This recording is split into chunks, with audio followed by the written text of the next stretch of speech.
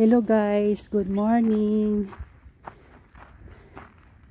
Nandito ako sa guys, sa playground. Pasyal ako guys para pang exercise sa katawan. Walang dito guys. Walang mga bata naglaro kasi super lamig guys. Super lamig. Oh. Merong yan? Handshoe. So, lamig guys, oh, lamig. Lamig. Punta ko sa tindahan guys, pero muna ako dito. Maglakad-lakad. Para healthy guys, para healthy. So, maganda dito guys, so pag pag summer guys, dito ako palagi nag-exercise. Yan. Titingnan ko yung bag ko guys kasi nandoon yung wallet ko guys. Dadalhin ko nga. Kukunin ko.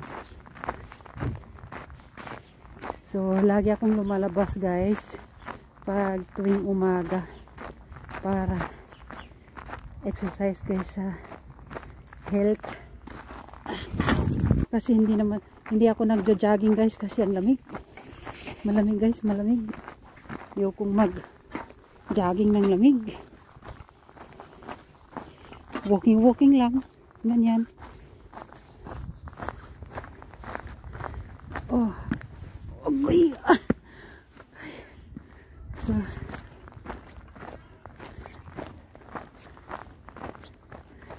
dyan guys, oh, maganda din dyan.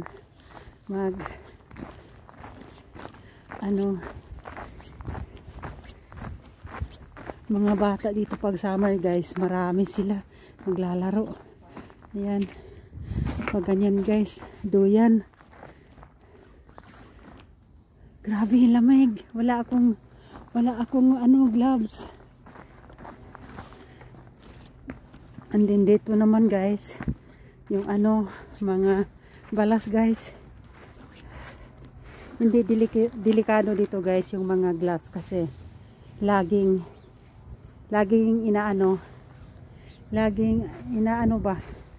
mini-maintain nila yung safety. Merong nagmi-maintain dito guys para maano yung safetyness dito guys. So dito aakyat si Mingming noong maliit pa. Lagi kami dito guys. Araw-araw. At tapos pag si Mingming nandito na siya, ayaw nang umuwi. Ayaw na. So, ayan. Doon naman guys yung malaki na patiroros. Ayan. Maganda guys, maganda. Punta tayo doon guys, oh. Magtuya-tuya tayo guys. Tuya-tuya.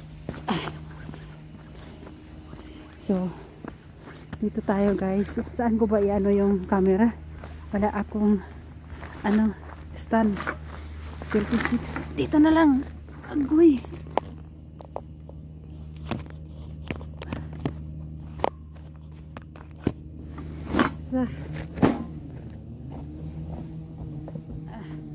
Dito guys. Gusto ko dito guys.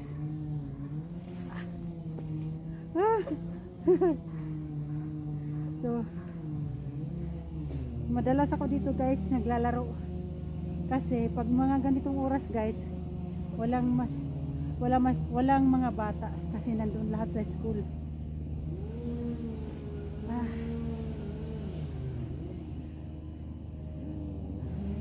Iba na yung yung may edad na tayo kasi yung natin, galaw natin parang hindi na siya mabilisan ba. Ay. So tara guys, punta tayo sa park. Agoy. So punta tayo sa park guys. So ayan yung connection dyan sa So pag maraming snow guys, ang mga bata dito sila guys. So yung sa mumunting bundok-bundok guys. Ayan. Diyan sila patiruros pag maraming snow. Kaya lang walang snow ngayon guys. Pero grabe yung lamig guys. Nag-minus degrees siya guys. So ayan sila guys oh. Minimaintain nila yung kalinisan dito ba. So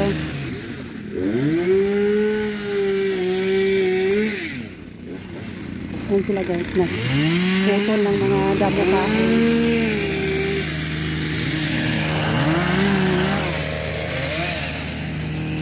Maganda guys na inalis na nila yan kasi para maano ng mga bata ba. Kasi pwede sila dyan magpatiruros, ganyan. And then dito guys, ayan. Ayan, mga garden yan ng mga tao guys. Oh, yung guys, yung berries guys. Ito pag summer, namumunga siya guys. Yung berry. Nawala na. Pero hindi pa naman lahat nila pinutol. Grabe, super lamig. So, hanggang dulo doon guys, yan, mga garden ng mga tao. Alam nyo guys, yung mga garden nila dito guys, maganda. Parang bahay sa atin sa Pilipinas. Ayan o. Ayan. Tingnan nyo. Maganda guys. Parang garden. Parang ba? Bahay ng Pilipinas. Ganyan o. Ang bahay ng kapatid ko. Pero para sa kanila guys, garden yan. Yung house garden yan. Sa atin, pwede na yan matirahan. Ayan guys, ayan. Ayan. Sa atin, bahay na yan eh. Dito sa kanila guys, garden. Ayan. Maganda. So, yung kabila naman dito guys is busy sila guys oh. Kasi kailangan nilang matapos ngayong May. Ayan. Malapit nang matapos guys. Happy ako dahil pag na yan, matapos na yan, tumpak na parating yung summer, makakapag-ehersisyo ako dyan. Kasi meron silang machine na pang ehersisyo. So, punta tayo sa park guys and then sa Lidl kasi bili ako ng kape at saka prutas. Meron akong ipakita sa inyo guys. Ayan guys oh, ayan. Yan is basura. Hindi pa natapos yung park guys. Nilagyan na ng mga basura. Ayan, kaya ang ginawa nila guys, tinakpan yung basura oh, yung basurahan. Tinakpan para walang maglagay dyan ng mga basura. Kasi ang mga tao talaga hindi pa tapos yung yung park. Tapos merong basura dyan ba, napaglagyan ng mga basura. Nilagyan nila ng basura kahit nakasarado pa ang gate. Parang walang mga konsensya ba. Isip-isip sana na yung park hindi pa tapos, so hindi pa lagyan ng basura. Pero hindi naman natin ma-please yung tao, kaya maganda na tinakpan nila yung basurahan. Happy ako kasi tuwing pumupunta ako dito sa Lidl, nakikita ko yun, parang nairita ako. Sabi ko, ba't ganun yung mga tao?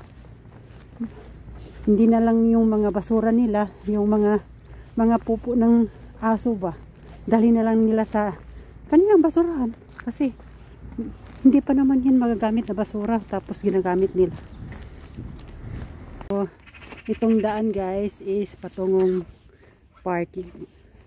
Maganda yung kahoy guys oh. Ayan oh. Ayan, maganda siya. Busy yung mga birds guys. Nagkakantahan sila. So, tayo dito guys.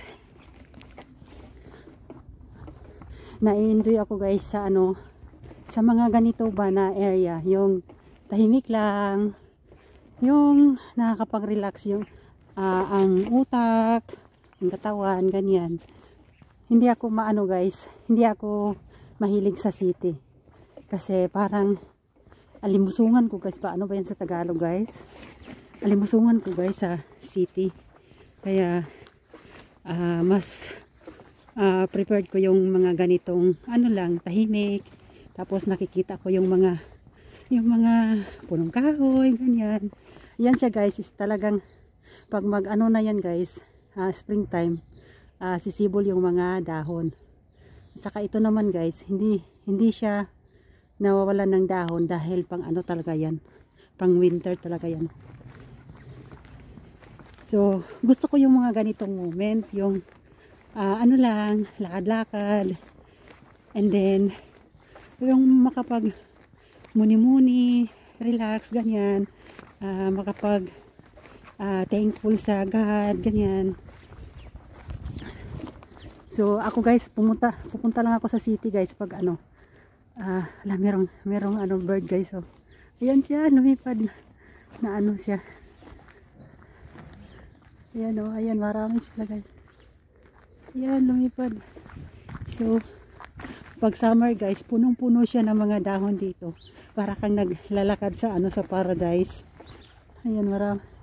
Ayan yung birds, masaya sila. Ayan.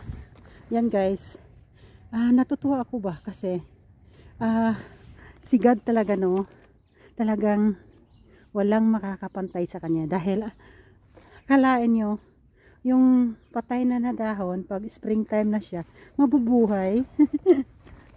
Grabe talaga. Thank you Lord kasi maganda yung ano, mundo. Tao lang yung sumisira sa mundo. Hindi naman lahat ng tao. Meron ibang tao lang na talagang sinisira yung mundo natin. Ayan. Uy, nag-start na siyang mag-green guys, oh. Ayan. Pag mga ganyan guys, nag-start na siyang green, ganyan. So, meaning to say na papalapit na yung springtime. Kasi ano na ngayon guys, malapit nang mag-in ng February. So, mga March, mag-uumpisa na yung parang papatapos na yung winter ba, mga middle of March springtime na yan. Andyan yung mga ano guys, oh, anong tawag ba yan sa atin, uwak. Uwak. Ang ganda guys, ang ganda, napaka ano dito guys, tahimik. Tapos pag mag summer dito guys, maraming nagpipiknik, ganyan. Hi uwak. Ayan siya, matatalino daw yan na ano, na ibon. Nag-ano sila guys, nag-sunbathing sila, ano. Yan. Hi. Ayan, palukso-lukso pa siya, oh. Oh, pakitang gilas din siya. Ayan. Hi. Na? Uy, Gates? Nakatingin siya sa akin, sabi niya. Ayan, ano natin ba? I-zoom natin. Ay, hindi na lang. Andun yung isa, oh. Ganda. At saka andito yung isa. Nag-ano sila guys, nag sunbathing kasi nandyan si Haring Araw, oh. Nandyan si Haring Araw guys, pero grabe, lamig talaga guys, super lamig. Parang yung ano ko, masakit yung kamay ko, sakit. Ganito yung gusto ko guys na pasyalan. Gusto ko yung mga bukid kasi ano ako guys na tao, loner ako na tao. Pag sa mga ganitong moment guys, na-appreciate ko yung life, na-appreciate ko yung Panginoon, ganyan. Gusto ko tahimik lang, ganyan. Makapasok ba tayo? Ganda guys, ganda. Merong nag-jogging guys, oh. Eh, grabe lamig ng kamay ko guys, lamig. Super lamig. Hindi ko alam kung makapasok pa tayo. Pasok tayo guys. Andun sila guys. O, nag-ano sila. Yan, makapasok pala. Pero, yan sila guys. Sanay na silang mag-jogging guys. Ako hindi. Nalamigan ako guys pag mag-jogging na mga ganyan. Kasi grabe talaga yung lamig guys. Dapat talaga tayo maglakad-lakad, mag-ehersisyo, ganyan. Tapos balance yung pagkain natin. Hindi yung mag-diet tayo, puro na lang tayo diet, hindi na tayo kumakain ng karne. lahat na lang puro prutas ganyan. So kailangan talaga na balance yung pagkain. Merong karne, lalong-lalo na yung beef ganyan, and then merong prutas, gulay, at saka yung kunting matatamis ganyan para balance yung yung nutrients na makukuha natin. So maganda dito guys, mag-upo ganyan. Ay, dyan guys, yan tataniman nila yan ng siguro mga mais or potato ganyan. So ayan lang yung video ko guys, ayan lang yung video ko. Iano natin dito yung camera. Ay nako, hindi makikita. So ayan lang yung video ko guys. Thank you for watching my vlog. Yeah, and then pa ako dito, mag-upo-upo, mag-sunbathing ako dito katulad ng bird doon.